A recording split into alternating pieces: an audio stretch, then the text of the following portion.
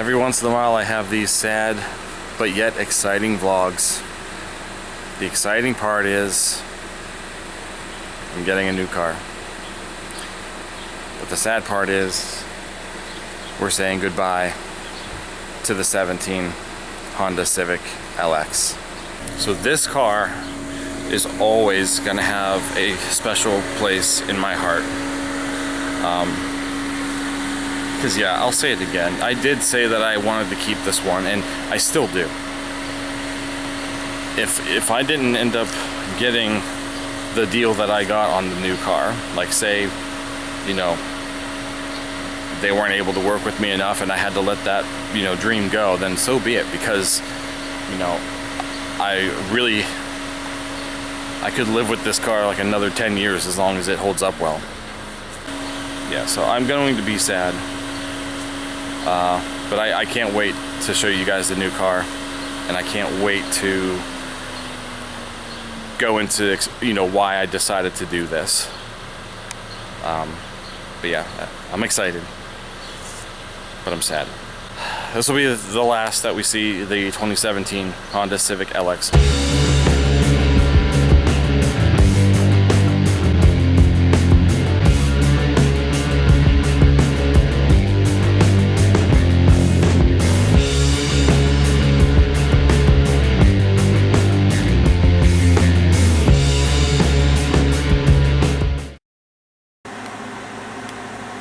Alright everybody, so if you watched the previous vlog, then you've seen that I decided to trade in the so dearly loved 2017 Honda Civic LX. And it was a decision that I thought about it like over the course of a week, basically, and decided to jump on the opportunity that I have here. Because, you know, I've mentioned it time and time again in pretty much every 17 Civic video that I've made. That one was a keeper, and I had no intention on getting rid of that car whatsoever. After 4.5 years of ownership, that car has been pretty much 99.9% bulletproof the entire time. I absolutely loved everything about that car. I love the way it looked. I love the way it felt when you were driving it.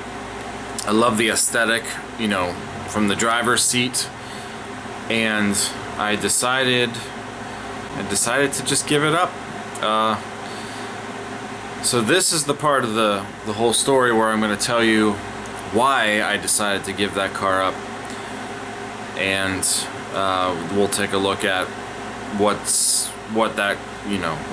being replaced by. So the 2017 Honda Civic LX has so far been my favorite car that I've ever had. In fact, that car pretty much set a whole new standard of what I expect from this new car. So this particular car is a car that I've kind of decided for a while, you know. It wasn't just recently, it was, you know, an idea that I've had for a while, but I figured, you know, I would hold on to my 17 Civic for a little longer, and, you know, I want this.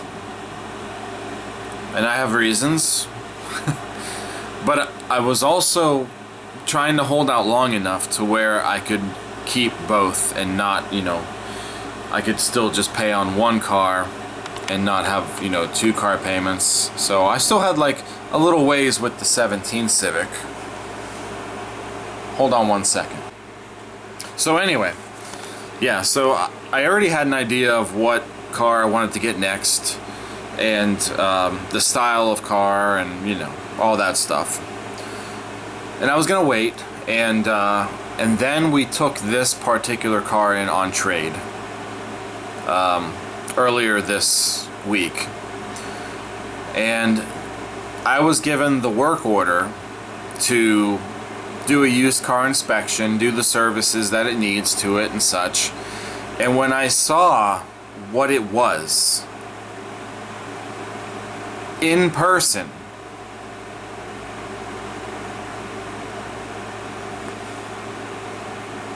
I figured I have to try.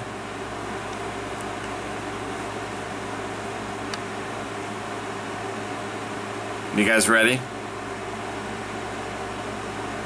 Here we go.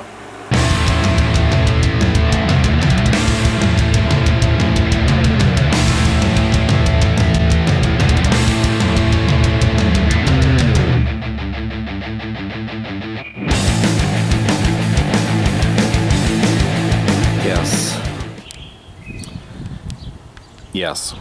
So you guys know a couple of vlogs ago we did film a 2026 Honda Civic Sport hatch, and for a while I was, you know, dead set on getting one of those. So I definitely wanted the hatch version, and I was gonna wait. I was gonna wait for a little while longer, but then a 2024 Boost Blue Honda Civic Sport hatch showed up, and I had to run with it. Honda Civic Sport hatch, Boost Blue. Anyway, yeah, so I have been a huge fan of this color for a long time. This is a 2024. I don't know if I stated that already because I keep getting interrupted. I have just been like, I always kind of joked around, oh, I need to have a Boost Blue Civic one of these days. Did not actually think it was going to happen. Oh man. But yes, so not a whole lot of differences with this one compared to the one that we looked at in the vlog where they gave me the loaner Civic hatch, and very minor detail changes, but nothing really. It's all the same. But yeah, so this one's a 2024. Did have some blemishes on it. It's been touched up, like, you know, with touch-up paint, but you know, it's a used car nonetheless, so it's not going to matter. But for the most part, it is still in pretty excellent condition. There is a spot here. I did buy a pen, so I will touch that up. That one actually went through the paint. Looks like it might be a little nick also, like a tiny little ding, but no big deal on those marks there. It was heavily detailed. It's definitely a lot cleaner than it was when I saw it for the first time. And the inside also pretty much in excellent shape.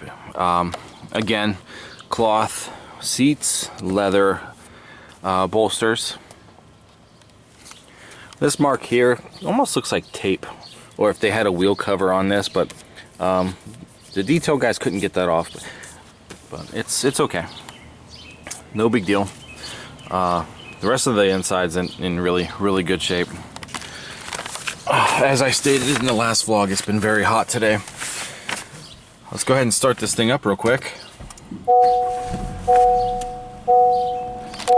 This one only has 15,691 miles on it. This is by far the newest and most low mileage vehicle that I've ever gotten my hands on.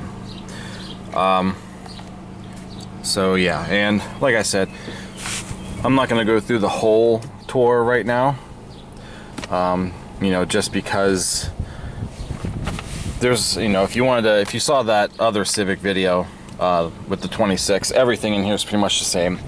The USB port's different. This has an actual, like, old style USB. I don't know what they're called, but the new ones have the USB-C. So there's that. This one does not have the blind spot mirrors like the 26 did, but all of the other safety systems, the adaptive cruise control, the lane keeping assist, and all that stuff, that is still present on this one. So honestly, technology that, you know, it's cool to have, but at the same time, I'm not looking forward to any problems with, like, the camera or the radar or something. So that stuff can be kind of a pain, but overall, I mean, no systems are good. I do like the adaptive cruise control, though. That's a very handy feature for when varying speeds of, you know, the cars on the highway and stuff change. The car will adapt that for you. So yeah. Compared to the 17, and you know, I've said this before, this car by itself, you know, outside styling, inside styling, it's great. It's fantastic. I love the way they look. But that 10th gen, the one I just got rid of, is still, in my opinion, my favorite. You know, it was the last Civic to really have, I don't know, like this all got simplified, and you know, it looks good, but that, I don't know, for some reason that aesthetic sport feel is not as much, you know, present in this car like it was that last one. But overall, I still love the way that this thing looks, and it drives, you know, just as good. Take a look under there real quick. Show you back here. Well, if I unlock the door.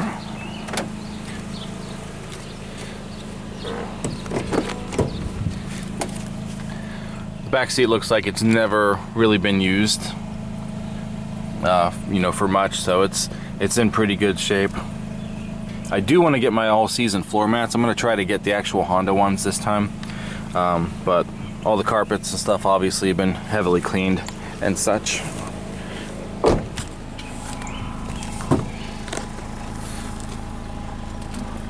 Everything back here got a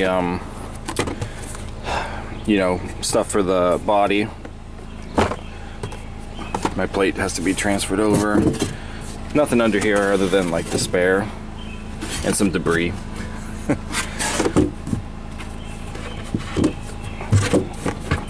But it's got the shade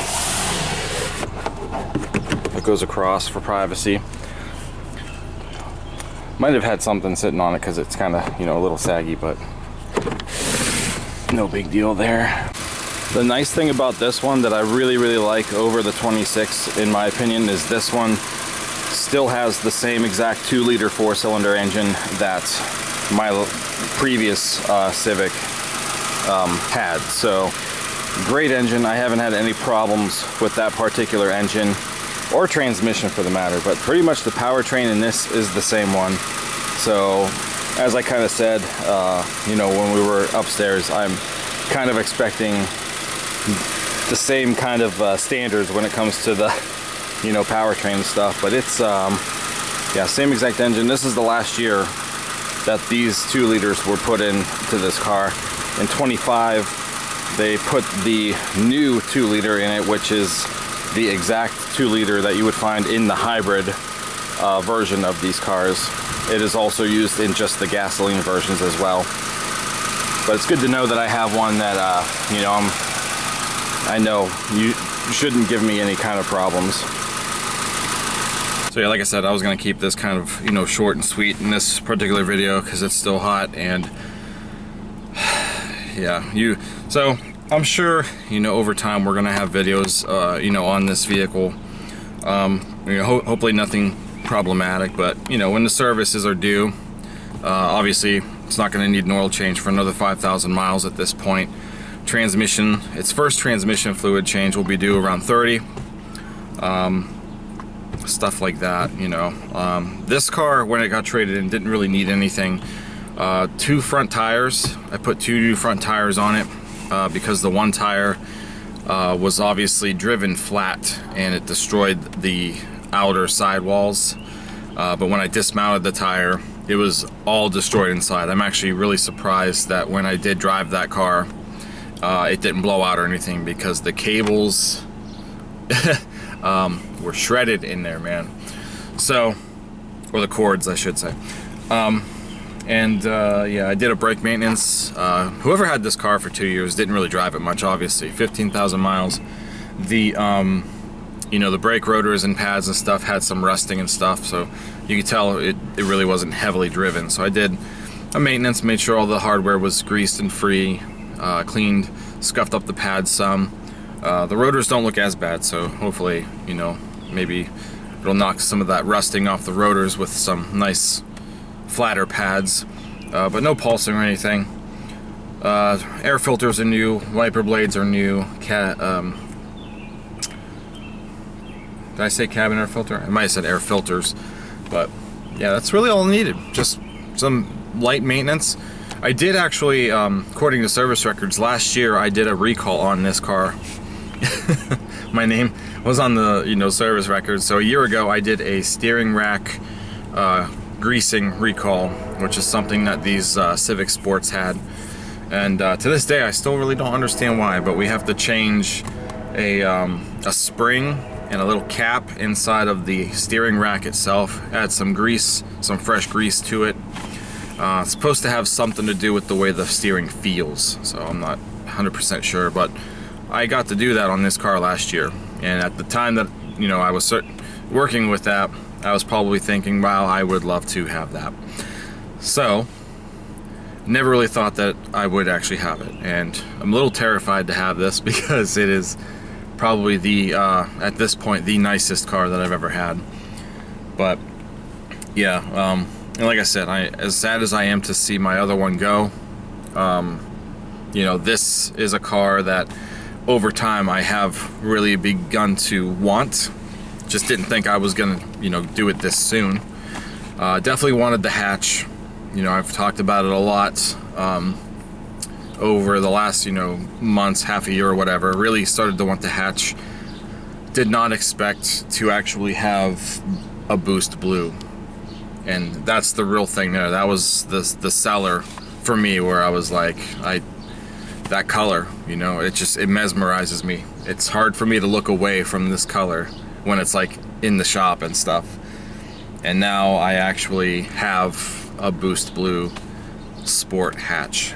So I am very excited to have this, and I'm looking forward to my journeys with this car. It'll obviously end up going to Myrtle Beach with us this year, so that should be nice. It'll be nice to have all the room for the luggage, easy, you know, access to get all that stuff, as mentioned in that one Civic vlog.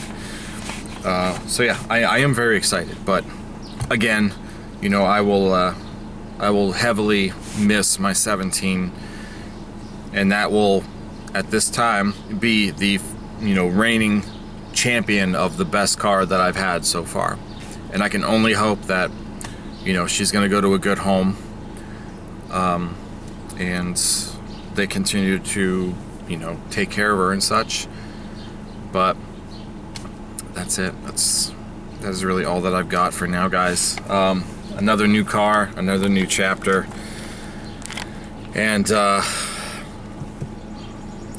we'll enjoy it a mile at a time. So if you're excited to see more Boost Blue stuff, you know, on the channel, thumbs up, comment, and subscribe. I will see you guys in the next one. Thank you so much again for watching. Take care.